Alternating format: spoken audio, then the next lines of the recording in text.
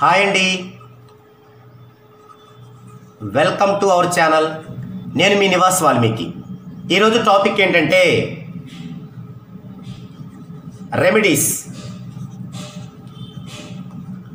Remedies యొక్క పరిచయం. ఈ రెమెడీస్ అంటే ఏమిటి, రెమెడీస్ని మనం ఎలా యూజ్ చేసుకోవాలి, ఎలా ఉపయోగించాలి, వీటి యొక్క ఫలాన్ని మనం ఎలా పొందాలి, మన కష్టాల నుంచి మనం ఎలా బయటపడాలి, ఎలా మనం గ్రోత్ వైపుకి వెళ్ళాలి అనేటువంటి విషయాల్ని పరిశీలించే నేపథ్యంలో ఈరోజు రెమెడీస్ పరిచయం అనే కార్యక్రమాన్ని చూద్దామండి. రెమెడీస్ పరిచయం అనే కార్యక్రమాన్ని చూద్దామండి. ఈ ప్రపంచంలో మానవుని మనుగడకు సంబంధించి ఎన్నో సిద్ధాంతాలు వెలిశాయి. కొన్ని సందర్భాలలో పరిపాలకులు వారి వారి ఇష్టానుసారం అధికారం ఉపయోగించి చెప్పినవి చేసినవి తర్వాత కాలంలో నియమాలుగా మారావి. అయితే ఒక్కొక్క మతములో ఒక్కొక్క నమ్మకం పుట్టింది. పునర్జన్మ ఉందని కొన్ని, లేదని కొన్ని వాదనలు బయలుదేరాయి.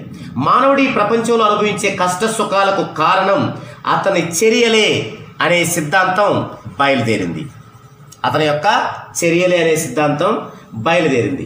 క్రితం జన్మలో చేసిన మంచి చెడ్డల ఫలితమే ఇప్పుడు అనుభవిస్తున్నామన్న విషయం సిద్ధాంతీకరించబడింది. అయితే ఇక్కడ కూడా కొన్ని వాదనలు ఉన్నాయి. క్రితం జన్మలో చేసిన మంచి చెడ్డల ఫలితం ఈ జన్మలో ప్రతి విషయాన్ని శాసిస్తుందా, లేక మనిషికి కొంచెమైనా స్వాతంత్ర్యం ఉన్నదా? అనగా ఒక మనిషి జీవితములో ఊపిరి తీసుకోవడం దగ్గర నుండి శాసించే శక్తి అదృష్టమేనా? మొత్తం మనిషి అదృష్టం చేతిలో భాగమేనా? అతనికి స్వాతంత్రం లేదన్నది ఒక వాదన. రెండవ వాదన ఏమిటంటే మానవ జీవితం మొత్తం అంతా అదృష్టం చేతిలో లేదని, కొంత అతని చేతిలో ఉన్నదని. దీని మీద వాదోపవాదనలు ఉన్నాయి, సిద్ధాంతాలున్నాయి, అభిప్రాయాలున్నాయి, కోపతాపాలున్నాయి. పగలు ద్వేషాలకు కూడా ఏమి తక్కువ లేదు. ఇవన్నీ కేవలం ఒకరి సిద్ధాంతం మరొకరికి గిట్టకపోవడమే గాని అన్య కారణముల వలన మాత్రం కాదు. ఇదే ఆలోచనలో మూల సిద్ధాంతముకు వెళ్దామండి. మానవుని చర్యలే అతని జీవన గమనాన్ని నిర్దేశిస్తున్నాయి అనేది దీనిలో మూల సిద్ధాంతం. ఈ చర్య, దీనినే కర్మ అని కూడా అంటారు. చర్య లేదా కర్మ అని కూడా అంటారు. ఈ యొక్క చర్య లేదా కర్మ అనేది మానవుడు చేయడం ప్రారంభించక ముందు అతని స్థితి ఏమిటి?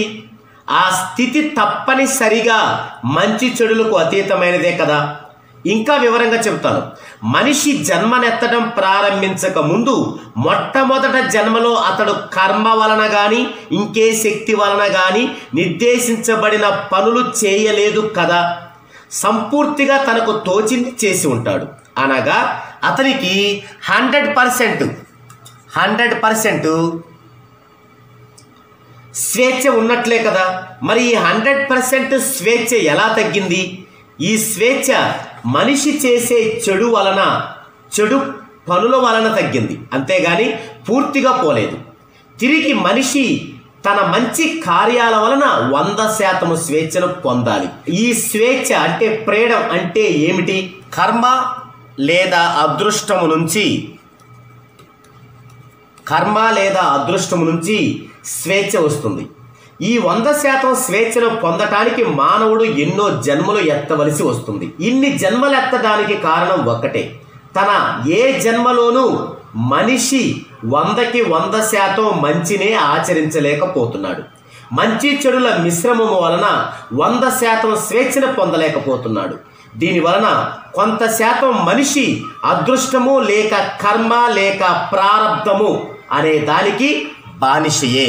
అయితే ఏ పరిధి వరకు మనిషి అదృష్టానికి తల ఉంచుతున్నాడో ఆ పరిధిలో సుఖం ప్రాప్తిస్తే సంతోషిస్తున్నాడు, దుఃఖం ప్రాప్తిస్తే విచారిస్తున్నాడు.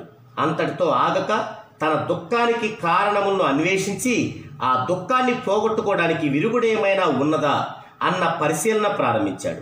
ఒక మంచి ఒక చెడు ఈ చర్యలు తన ఫలితాన్ని మనిషి జీవితంలోకి ఒక బాణం వలె పంపిస్తుంటే ఆ బాణాన్ని ఆపడానికో లేక వేగము మరియు దిశ మార్పు చేయడానికో మరి ఒక చర్యను చేయవచ్చు కదా అన్నదే ఇందలి మూల సిద్ధాంతం. ఇదే రెమెడీస్ అంటే పరిహారాలు.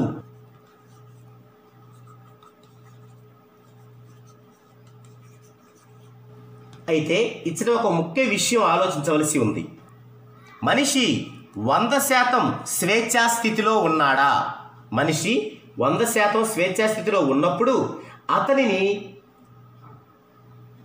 కర్మ చేయమని లేక పనులు చేయమని లేక చర్యల్లో చేయమని పురిగొల్పినది ఎవరు? ఈ విషయం హిందూ పురాణాలు చదివితే అర్థమవుతుంది. దీనివల్ల ఇంకొక విషయం కూడా అర్థమవుతుంది. ఈ జీవన ప్రవాహంలో అనేక జన్మలను సృష్టించి ఈ ప్రవాహంలోనికి మనిషిని మంచి చెడుల ఫలితాలను అనుభవించమని పంపించిన సృష్టికర్తకు అంటే భగవంతునికి తిరిగి ఆ మనిషిని వెనక్కు పిలిచేటందుకు కానీ లేదా కొందరి జన్మకు ఏదో ఉద్దేశం ఉన్నది కాబట్టి అది ముగిసిన వెంటనే వారిని పిలిచేందుకు కానీ లేక మనిషి తన చర్యల వలన కలిగిన కొన్ని కష్టాలను భరించలేక తనను ప్రార్థిస్తే ఆ ప్రార్థన యొక్క బలం వలన కొంత చెడు ఫలితాన్ని తగ్గించడం కానీ చివరికి పూర్తిగా రూపుమాపడం కానీ చేసే శక్తి మనిషి తన చర్యల వలన కలిగిన కొన్ని కష్టాలను భరించలేక తనను ప్రార్థిస్తే ఆ ప్రార్థన యొక్క బలము వలన కొంత చెడు ఫలితాన్ని తగ్గించడం కానీ చివరికి పూర్తిగా రూపుమాపటం కానీ చేసే శక్తి కేవలం సృష్టికర్తకే ఉన్నది అన్నది అభిప్రాయం. దీనికి చాలా నిదర్శనాలు ఉన్నాయి. మార్కండేయుని చరిత్ర అటువంటిది.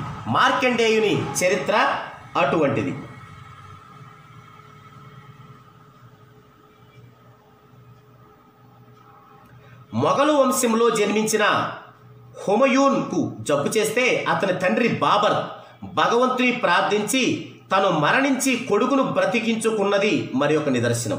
ఎన్నో ఇటువంటి దృష్టాంతములు ఈ విషయాన్ని నిర్ధారిస్తున్నాయి. రోజు ప్రార్థిస్తే కూడా ఆయన పలుకుతాడు, కానీ అందరూ అంతటి భక్తిపరులు ఉంటారా? కాబట్టి ఎవరికి తగ్గ పరిహారాలు వారికి ఏర్పడినాయి. వాటన్నిటి యొక్క మూల ఉద్దేశం ఒక్కటే, భగవత్ శక్తిని జాగృతం చేయటం. సైంటిఫిక్గా చెప్పాలంటే కాస్మిక్ శక్తిని మేలుకొలపడం లేదా ఆకర్షించడం. అయితే మరి ఒక ప్రశ్న ఉన్నది. ఒక పరిహార క్రియ ఏ మేరకు కర్మ ఫలితాన్ని మార్చగలదు? పూర్తిగా మార్చేయగలదా లేక కొంచెమే మారుస్తుందా? ఈ విషయంలో రకరకాలైన అభిప్రాయాలు ఉన్నాయి. అయితే నిశితంగా కొన్ని సంఘటనలను పరిశీలిస్తే కొన్ని విషయాలు అర్థమవుతాయి.